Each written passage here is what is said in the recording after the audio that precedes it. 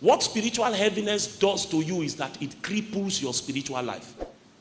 It doesn't allow you engage in the things you will normally engage in, so that you will make progress on the path of spiritual progress. That's spiritual heaviness.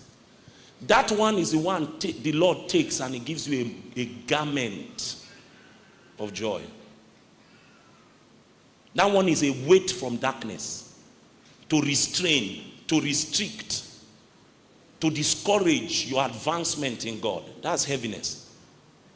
You will find that if you are afflicted by spiritual heaviness, your prayer life will be crippled. If you are affected by spiritual heaviness, the joy of salvation will be crippled. If you are afflicted by spiritual heaviness, discouragement will be like an armed man that has decided to take possession of your soul. That's heaviness. You'll be feeling like you are heavy in the spirit and you cannot engage in the normal spiritual disciplines you engage in. That's not a burden. That is from Satan. A burden does not cripple you. The intention of a burden is to inspire, is to set you on fire, is to provoke you to act on God's behalf. That's the intention of a burden. So if it is a burden, it's supposed to be fuel for your prayer life. If it is a burden, it's supposed to drive you to God. That's the difference. That's how you will know whether it is from Satan or it's from God. From God, it is called a burden. From Satan, it is called what? Heaviness.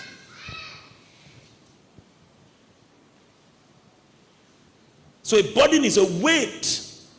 Something that God imprints upon your spirit such that you become restless. You know that except you respond to that burden, you will not have peace. You will not have rest. It's like you hearing the cries of God in the middle of the night. You find yourself going to prayer. You find yourself surrendering all that you have to him so that you can co-labor with him to see his agenda fulfilled. Without burden bearers, an agenda of God can be suspended in a generation. Imagine that God did not find Noah. Imagine that there was nobody to take on the burden. It took Noah 100 years to preach and be building the ark. 100 years of obedience. 100 years. You don't understand what was happening there. Can you imagine that you are building an ark? Not months or years. And every time people come to you, they say, Noah, what are you doing? They say the flood is coming. They will laugh. Say this guy is high on cheap drugs. Can you imagine his story going all around the city? That there's one foolish man building an ark. And you know the funny thing about that thing? Noah can go inside and cry and say, God, just show some clouds. In the morning, sun will even shine in the night.